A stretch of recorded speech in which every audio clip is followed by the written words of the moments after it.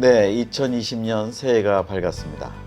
그러나 여전히 지구촌에는 예수 그리스도의 복음을 증거하는 그 선교사들의 활동과 또 선교 사역들이 여전히 진행되고 있습니다. 우리 성도들의 가장 중요한 본질은 사실은 복음을 전하는 것이죠. 그래서 오늘도 세계 만방에 나가서 복음을 전하는 우리 선교사님들에게 먼저 새해 인사를 드립니다. 자, 오늘은 우리 한국 기독교 감리의 선교국 총무로 수고하시는 오일영 선교사님 오늘 초대했습니다. 야, 우리 오일영 선교사님 반갑습니다. 네, 안녕하세요. 네.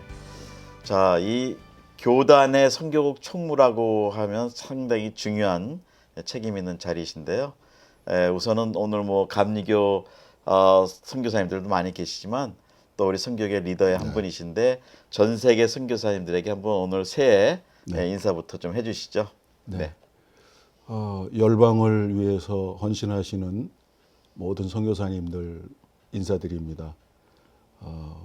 여러분 혼자가 아니고 주님이 함께 하시는 귀한 사역들을 지금까지 헌신적으로 감당하신 것에 대해서 존경의 마음과 또 감사의 마음을 가지고 인사드리겠습니다. 여러분 새해도 건강하시고 새해 복 많이 받으시기 바랍니다. 네, 감사합니다. 자, 우리 지금 이제 2020년에 2019년에 그 선교사 통계가 지금 발표가 돼 있습니다. 네. 그 제가 다음번에는 그걸 좀 소개를 할 건데요.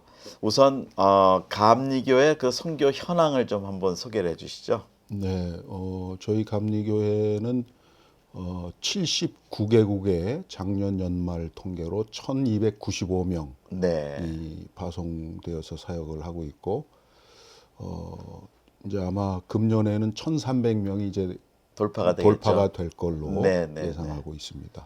네. 1,300명. 그러면 감리교 혹시 전체 그 감리교의 교회 수가 통계가 있죠? 네, 약 6,700여 교회고, 네. 한국에는 약 140만 명의 네. 통계표상의 집계는 네. 이렇게 감리교인들이 있습니다. 네. 자, 그러면은 어떻게 보면 우리 한국 교단에서 3대 교단 안에 들어가죠? 그렇게 네, 얘기하죠? 그런 것 같습니다. 네. 그러면은 1,300명이 들어가고 있는데 선교사로 나가고 있는데 이 선교사의 그 증감 현황은 그동안 이제 전체 한국 선교가 지금 사실은 좀 둔화가 되고 있잖아요. 네. 근데 우리 감리교단은 좀 어떤 현상이 있나요? 감리교회는 그래도 비교적 꾸준히 성장을 숫자적으로 증가 추세를 보이고 있었는데 최근에 약간씩 둔화가 되고 있는 반면에 또 특징적이라고 하면 다른 교단도 비슷하겠습니다만은 교역자 선교사보다는 평신도 전문인 선교사의 비율이 점차 증가 추세에 있다고 하는 그렇군요. 것이 특징이라고 할 수 있겠습니다. 그러면은 그 수 중에 대개 보면 이제 우리 여성 선교사님들 또 독신 선교사님들이 이제 있잖아요. 그럼 그 비율이나 그 추세는 좀 어떠신가요? 그 비율은 제가 정확히 통계를 지금 갖고 있지를 못한데 점점 하여튼 계속 이렇게 증가하고 있고 저희는 근데 이제 독신은 가능하면 그 선교사 인준 과정에서 독신인 사람들은 조금 약간 좀 파송을 억제하고 있는 그런 분위기입니다. 가능하면 가정이 있는 네. 분들. 네. 자, 그러면은 그동안 이제 추세로는 안수 받으신 분들을 교육자 선교사님들, 목회자 선교사님들을 많이 파송하고 나가시는 추세였는데 지금은 특징이 이제 평신도와 전문인들이 점점 늘어난다. 선교사님들로. 그러면은 그분들이 가셔서 하시는 사역은 이 기존의 현장 선교사님들하고 많이 협력을 이루시는 관계겠네요. 그렇죠. 그 현지에 이제 이미 나가 계신 선교사님들과의 그 관계 아주 연착륙하는 것을 저희는 정말 굉장히 중요하게 생각을 해서 현지에 조직되어 있는 구성되어 있는 이제 현지 감리사 감리사란다. 그 선교사 회의에서 네. 선교사 대표의 그 사인도 받고 그런 과정들을 좀 이렇게 조금 약간 강제 조항을 두어서 그런 과정을 거쳐서 현지에 나갈 수 있도록 그러니까 하고 있습니다. 어떻게 보면은 그 절차라는 과정을 통해서 필터링도 되고 또 하나의 그 신분이라든지 이런 것이 정확하게 드러날 수 있도록. 사실은 그 우리 선교계 하나 예전에 보면은 평신도 선교사님이 오시면 기존에 그 안수받은 선교사님들하고 조금 거리감이 있었어요, 사실은. 그러면 이제 그런 과정을 통하면 처음부터 좋은 유대 관계가 시작이 될 수 있겠군요. 예, 그런 것을 굉장히 중요시하고 있고, 또 기본적으로 그 이원론, 한국 교회 여러 분야에 남아 있는 이원론을 극복해야 될 이원론의 과제가 많은데 저희도 뭐 예외가 아니라서 그래서 잘 이렇게 연착륙하고 같이 현지에서 협력이 일어나지 않으면 누가 아무리 개인이 잘한다고 해도 그것이 별로 이렇게 시너지 효과를 내지 못한다고 생각해서 그 점을 상당히 중요하게 여기고 있습니다. 그럼 제 개인적인 저도 아직 통계는 안 해봤지만 교단의 교인 수와 교회 수와 뭐 이런 거에 비교해서 선교사가 이렇게 나간 수를 비교해 보면 비율로 본다면 우리 감리교는 결코 작은 수가 아니라고 저는 지금 직감에 뭐 다른 데는 교단이 훨씬 교세가 사실은 크죠. 근데 거기에 나간 선교사님들의 수를 비교해 볼 때는 조금 더 많겠지만 감리교가 결코 선교를 약하게 하는 건 아니다라는 좀 생각이 드네요. 비교적으로 그렇긴 하지만 그 한국 교회가 한 15% 정도만 이제 세계 선교에 인볼브 돼 있다는 통계가 있는데 그것을 뭐 한 50% 이상으로 끌어올려야 한다고 오래전부터 생각해 왔는데 그것이 돌파한다는 것이 많은 과제가 있는데 하나씩 풀어나가야 되겠죠.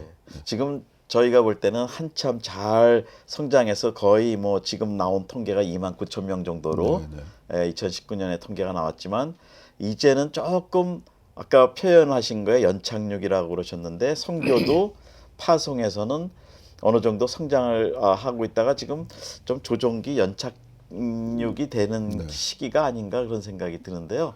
어떻게 보시는지 이 선교사 수가 늘다가 좀 저성장이라고 할까요? 그런 식으로 지금 흘러가고 있는데 그것이 긍정적인 면도 있고 부정적인 면도 있는데 우리 교단의 그 선교 총무로서 실무를 맡으셔서 보시는 관점은 어떤가요? 이런 현상을.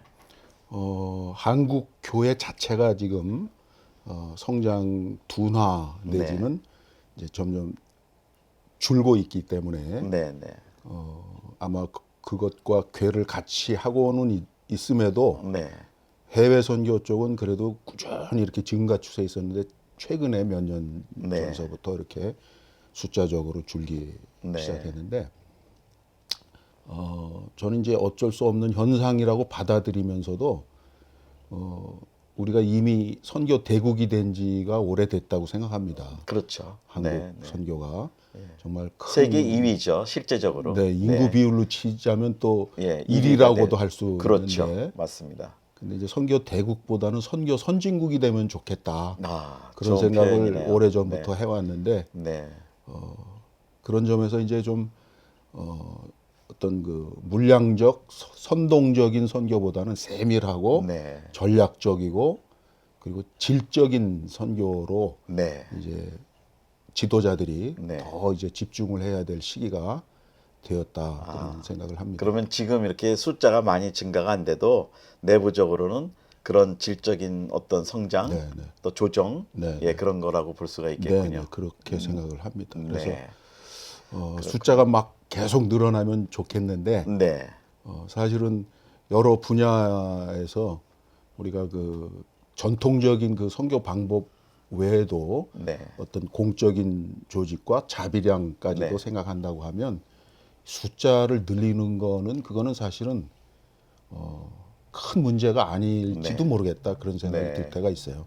사실은 뭐 일당백이라는 표현대로 한 분의 선교사님이 더 많은 효과적인 일을 하시는 것도 중요한 의미가 있겠고요. 자, 근데 저희들이 이제 또 하나 볼 때는 제가 이제 우리 이민교회 제 경험을 좀 이렇게 보면서 특징을 제가 나름대로 발견해 본 게, 우리 교회 안에는 특히 이민교회라는 곳은 그 이민자들이 모이는 곳이잖아요. 그래서 그 펠로우십 그 파워라고 에너지라고 저는 이제 표현을 하고 싶어요. 그래서 모이면은 기쁘고 즐겁고 우리끼리 또 연대도 되고 이제 이런 것이 하나의 이민교회 특성이라, 이 모이는 곳에 굉장히 활발한 어떤 역동력이 있어요. 이제 그거를 저는 펠로우십 에너지라고 좀 나름대로 규정을 해봤는데, 자, 이 펠로우십 에너지가 어떤 때는 잘 가다가도 이게 사실은 이게 폭발이 되는 경우가 있어요. 그래서 분열도 되고 예, 부정적인 결과가 나오는데, 이럴 때 이 펠로우십 에너지라는 이 운동력을 좀 선교 운동력으로, 미션 에너지로 좀 전환하고 변환을 시키면 어떨까? 좀 더 건전하지 않을까? 그런 생각을 좀 해봐요. 네. 예, 굉장히 중요한 과제고 또 그렇게 해야 된다고 생각합니다. 그래서 말씀하신 대로 그 펠로우십 에너지를 미션 에너지로 동력화하는 그 작업이 굉장히 중요한데, 이것이 아마 이제 교회의 책임을 맡은 사람들, 말하자면 뭐 담임 목사님들이나 이제 중요한 리더 그룹에 있는 분들의 의식이 좀 이렇게 전환을 요구하고 있다. 강력한 그런 부르심이 있다고 생각을 합니다. 그쪽에. 근데 이런 언급을 해주셔서 아마 틀림없이 선교국 총무님으로 이렇게 하시다 보니까 거기 지역 교회들과 선교사들 사이에서 이런 조정을 하시게 되고, 또 현상을 보셔서 지금 사실은 그걸 지적을 해주신 거라고 저는 봐요. 그래서 이제 우리 지역 교회들의 그 리더십, 목회자들이나 우리 장로님들이나 이런 분들이 정말 그 선교를 할 수 있는 내부의 어떤 운동력이 좀 집결이 되고 모아야 되는데, 아마 말씀을 제대로는 못 하시지만, 조심스러운 부분이지만 그런 부분을 많이 연구를 하실 것 같아요. 그러면은 어떻게 하면 우리 지역 교회들이 좀 그런 미션 에너지가 증대가 될 수 있을까요?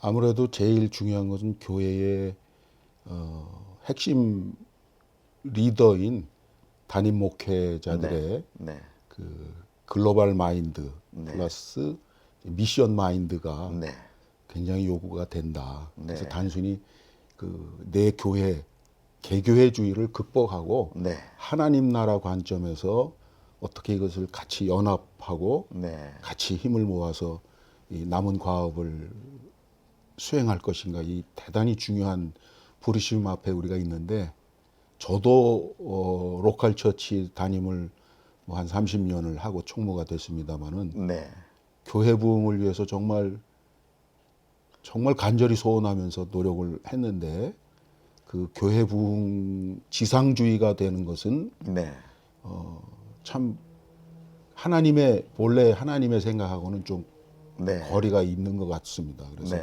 그것을 좀 더 큰 관점에서 하나님 나라를 세워가는 그 일에 그 개교회주의를 좀 초월한 그런 대연합, 대헌신 뭐 이런 것이 지금 우리에게 크게 요구가 된다고 생각합니다. 그러면 이제 선교라는 거는 사실은 개교회가 할 수 있는 범위도 있고, 동시에 큰 그림으로 선교는 대연합, 또 이런 방향이 설정이 돼야만 거기서 효과적인 결과가 나온다, 이런 말씀으로 제가 이해가 되는데, 큰 틀에서는 그렇고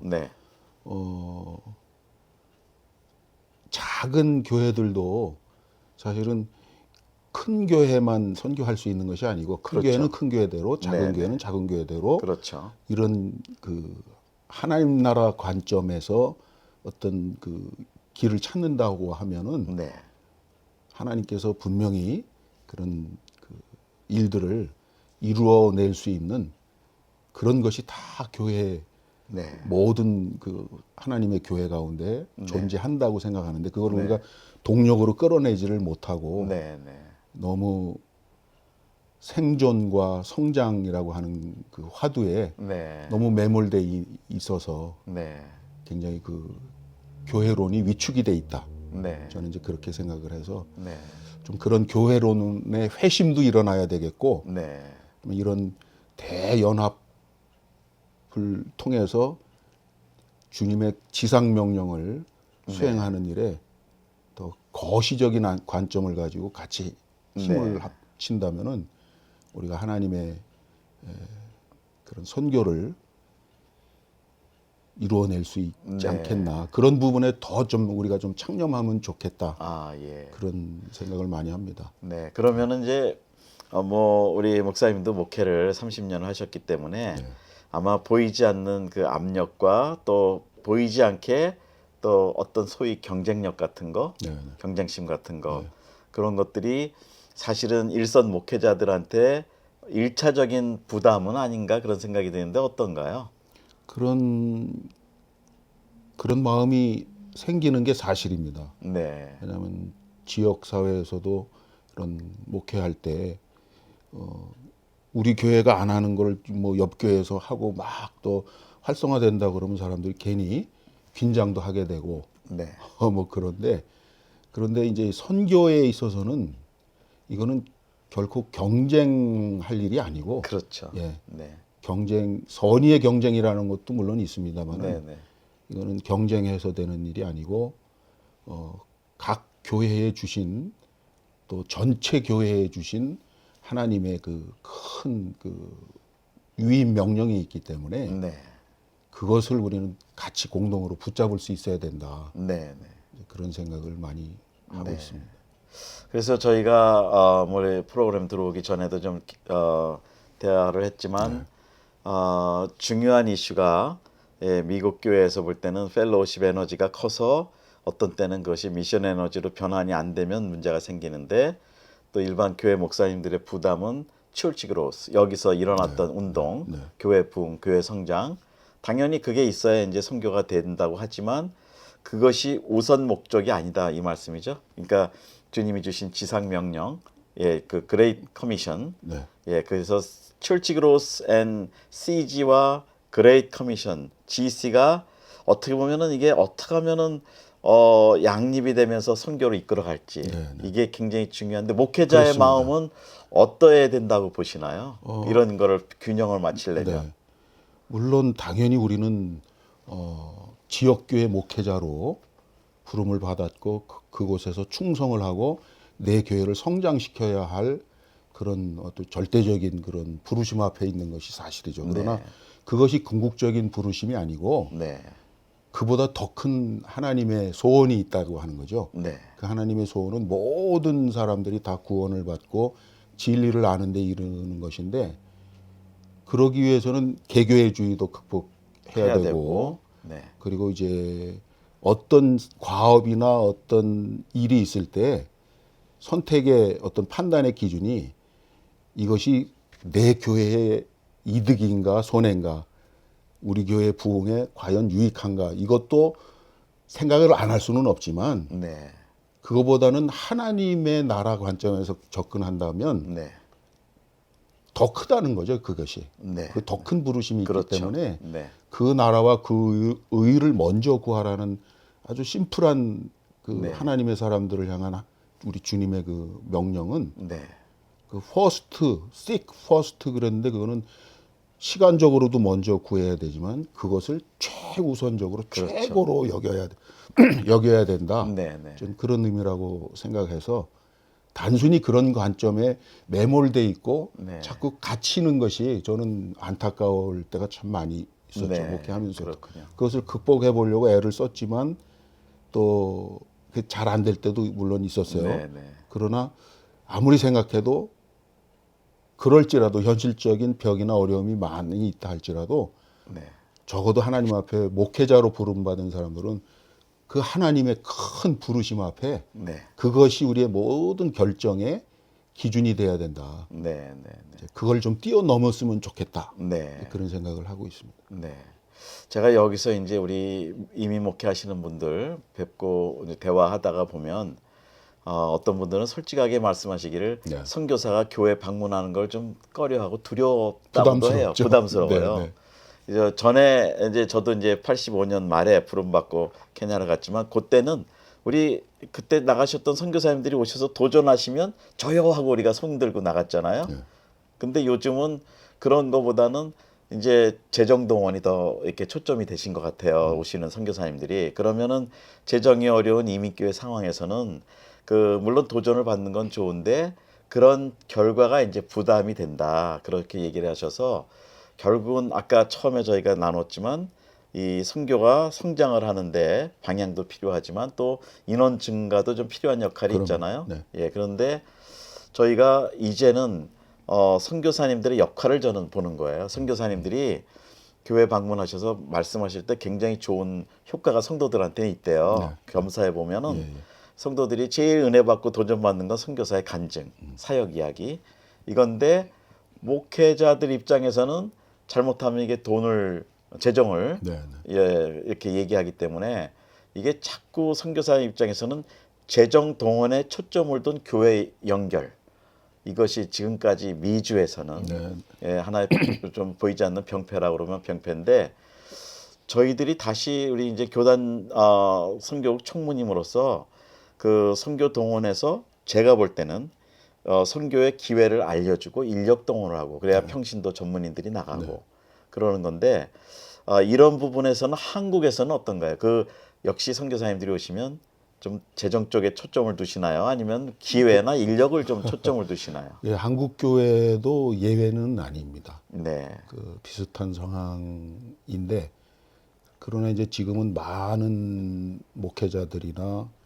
또 선교 지도자들이 굉장히 그 뭐라 그럴까 더 그 사고의 지평이 더 넓혀지고 네, 그래서 이제 재능 기부도 네, 해야 재능 되고 기부. 재능 기부가 굉장히 네, 그 중요한 가치를 지니고 있는 사회에 살고 있기 때문에 네, 네, 단순히 이제 재정 동원이 중요하긴 한데 네, 필요하죠. 예, 꼭. 필요하죠 예, 당연히 예, 네, 전투를 하려면 총알이 그렇죠. 있어야지. 실탄이 그런데 있어야죠. 무기는 좋은데 총알이 없으면 그러면 전쟁을 할 수가 없지 않습니까? 네, 네, 그런 점에서 그것이 중요하긴 한데 단순히 재정에만 초점을 맞추는 거는 네, 너무 그는 반쪽짜리 동원밖에 안 된다. 저는 이제 네, 그렇게 네, 생각을 하고 그렇군요.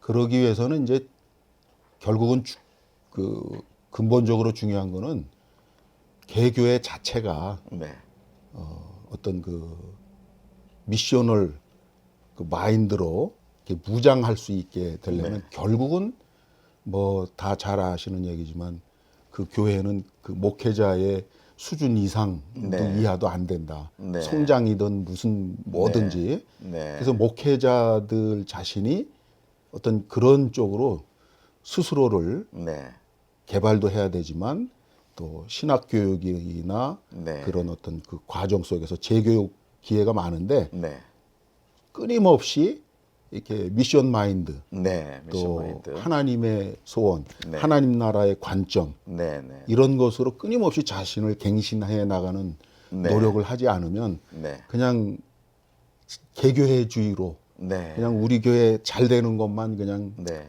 그것이 오로지 지상 목적인 것 같이 돼버리고 말고 그러다 보니까 이게 될 수도 있고 안 될 수도 있는데 네, 네, 결국 그걸로 끝나버린다면 더 큰 하나님 나라를 네, 세워가야 하는 그런 하나님의 나라의 관점에서 보자면 다 그냥 반쪽짜리만 하고 만 것이 되기 때문에 네, 그거를 다 같이 극복하자. 네. 저는 이제 그런 주장을 네. 좀 많이 하고 싶은 생각이 이제 들죠. 목사님께서 그 목회를 30년을 하시다가 이제 선교의 실무로 우리 감리교회 선교계 실무 총무로 이제 전체를 보시는데 어떤 좀 그때 목회자 입장과 그때서 물론 제가 개인적으로 우리 친구고 그러시기 때문에 그동안 선교 활동을 하신 걸 제가 알지만 이제 전체에 들어가는 자리에서 보시는 거하고 교회 목회와 선교의 어떤 특징을 말할까요? 좀 특별한 다른 점은 뭐라고 보시나요? 특별히 다르다고 말하기는 좀 그리고 저는 하여튼 그래 왔습니다. 네, 우리가 개교회에서 이렇게 사역을 하고 목회하는 것이나 네, 세계 선교를 꿈꾸고 그 일에 이렇게 헌신하고 그 일을 하는 일이나 네. 다 연결선상에 있다. 네. 그러니까 총체적인 것이다. 네. 뭐 이웃 전도하는 거거나 저기 오지에 가서 복음을 증거하는 것이나 네. 하나님의 관점에서는 다 소중한 가치이기 때문에 우리에게는 이제 글쎄 그걸 뭐 굳이 그렇게 물론 구분하지 않아도. 전략적으로 네네. 어떤 그 네. 과업을 이루어 나갈 때는 네. 순서도 정해야 되고 여러 가지 계획상은 네. 뭐 이걸 나눠야 되겠지만 네. 그것이 다 같은 한 덩어리 안에 있다. 아, 그러니까 저는 뭐 그렇게 제가 생각하고 싶어요. 질문을 드렸던 네. 의도가 목회와 선교를 구분해서 목회하시는 관점의 네. 목회자들이 계실 거고 목회와 선교가 하나라는 관점에서 목회하시는 분이 계시는데 네.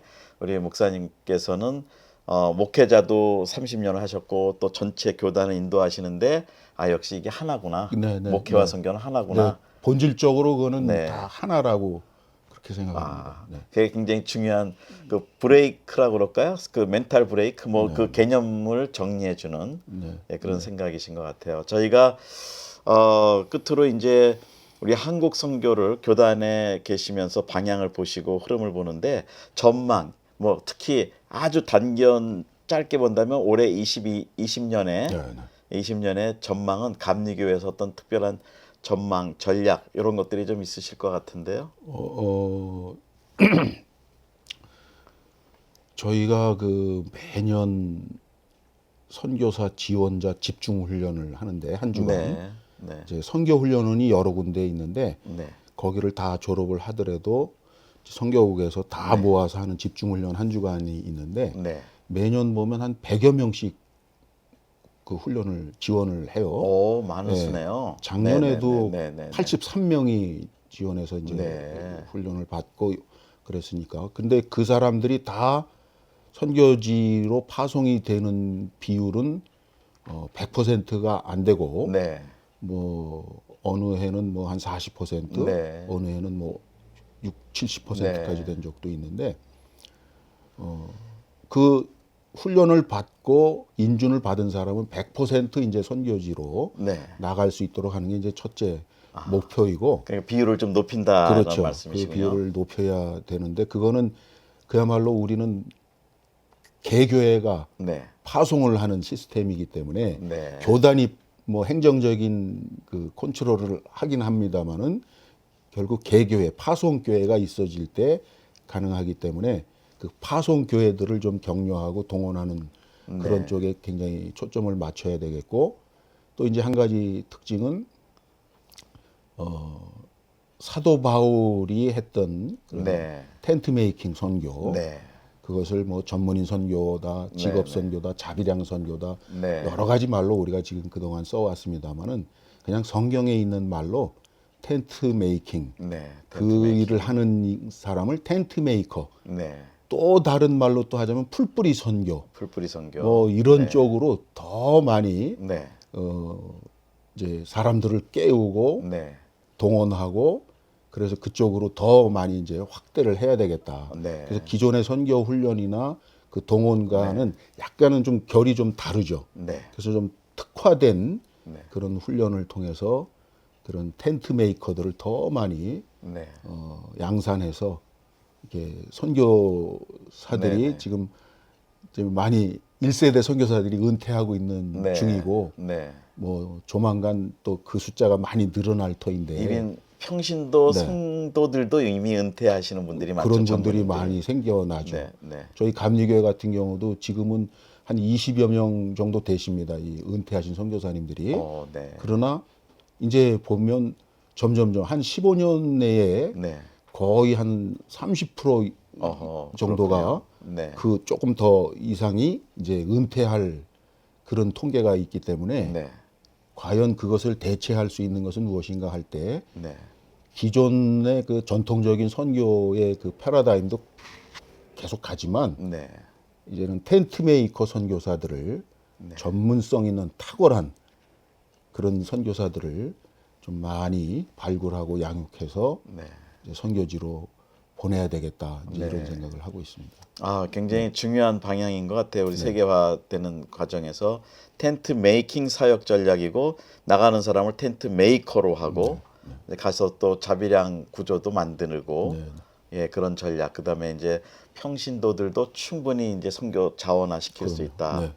아마 우리 교계에 이제 새로운 또 좋은 패러다임을 만들어 가시는 것 같습니다. 하여튼 오늘 이렇게 오셔서 감사드리고요.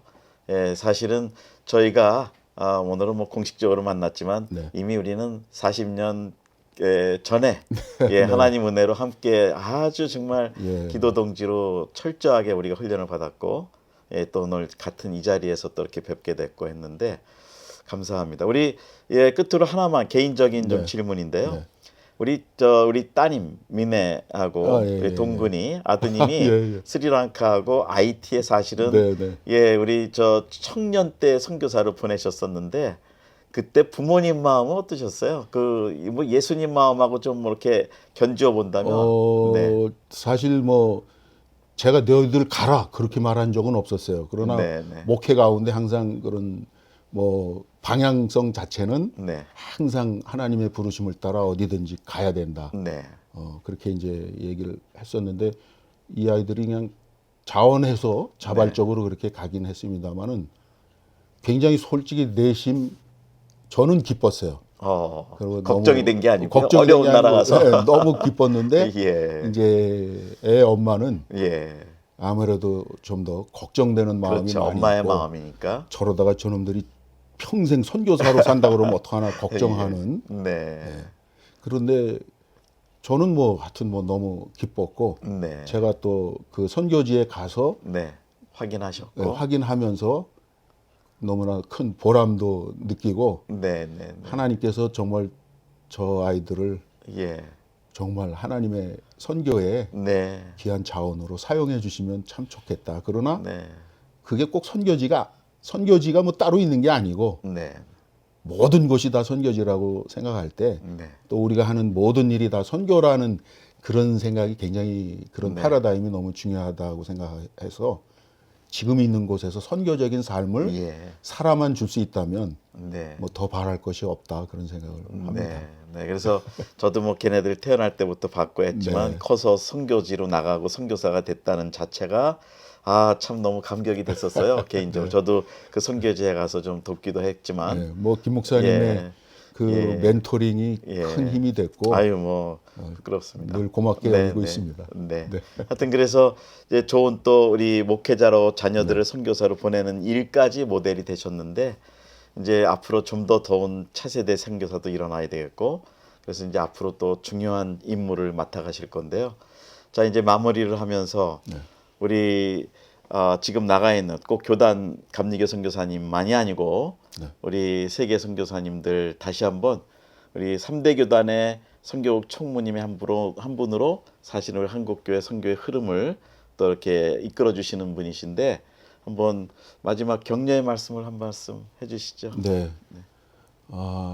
우리 귀하신 선교사님들 사랑하고 존경합니다. 아마 여러분들이 돌파해야 하고 극복해야 할 과제들이 많이 있겠지만 여러분 혼자가 아니라는 것을 꼭 기억하시고 주님께서 항상 동행해 주셔서 주님 오시는 그날까지 정말 건강하게 행복하게 그 부르심에 충성을 다하는 귀한 선교사님들이 되시기를 진심으로 기원하고 또 저희 감리교 선교사들뿐만 아니라 모든 선교사님들이 하나님의 소원을 귀하게 이루어드리는 그런 선교사님들이 될 수 있게 하는 일에 미력 하나마 기도하고 최선을 다하려고 생각합니다. 여러분 사랑합니다. 자 오늘은 2020년 우리 미션 365 우리 한국 교회의 아주 중책을 선교 쪽에 중책을 맡으신 우리 감리교 선교국 총무이신 오일영 목사님, 오일영 선교사님, 실제로 이제 교사에 목회도 하셨지만 또 교회 선교사님으로 파송을 받으셨는데, 자, 오늘 이 말씀을 통해서 우리 지역교회 담당하시는 분들이 우리 오 목사님의 이제 하나의 어떤 격려는 내 지역교회에 초점을 두지만 동시에 세계를 품을 수 있는 그 목회자의 마음이 되고 그래야 이 선교가 된다. 그런 이제 또 본인도 30년의 목회를 하시면서 이제 깨달았던 말씀을 해주셨습니다. 그리고 좋은 여러 가지 말씀을 해주셨는데요. 자, 이 방송을 들으시는 여러분, 우리의 부르심은 정말로 예수님으로 인해서 우리가 구원받은 그 사랑을 우리도 만방에 전하는 그 본질적인 책임이 있다. 이거를 우리가 끝까지 한번 다시 생각하고 올 2020년 어떠한 모습이든지 어디에 계시든지 우리가 선교하는 사람들로 성도들로 또 사역자들로 우리가 2020년 보냈으면 합니다. 여러분 감사합니다. 축복합니다. 예, 수고하셨습니다. 네, 수고하셨습니다. 감사합니다. 네.